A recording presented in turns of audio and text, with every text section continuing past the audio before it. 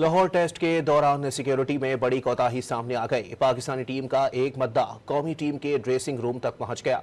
खिलाड़ियों ने सिक्योरिटी बुलवाकर मद्दाह को बाहर भेज दिया। कजाफी स्टेडियम में टेस्ट के चौथे रोज शायकीन में से एक लड़का दीवार फलांगकर कौमी टीम के ड्रेसिंग रूम तक पहुंच गया। टीम स्टाफ और खिलाड़ी अचानक फैन को ड्रेसिंग रूम में देखकर हैरान रह गए। बाबर आजम का मद्दाह दीगर खिलाड़ियों से मिलने ड्रेसिंग रूम पहुंचा था।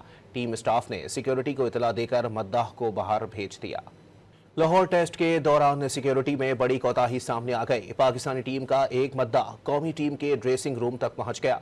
खिलाड़ियों ने सिक्योरिटी बुलवाकर मद्दाह को बाहर भेज दिया। कजाफी स्टेडियम में टेस्ट के चौथे रोज शायकीन में से एक लड़का दीवार फलांगकर कौमी टीम के ड्रेसिंग रूम तक पहुंच गया। टीम स्टाफ और खिलाड़ी अचानक फैन को ड्रेसिंग रूम में देखकर हैरान रह गए। बाबर आजम का मद्दाह दीगर खिलाड़ियों से मिलने ड्रेसिंग रूम पहुंचा था।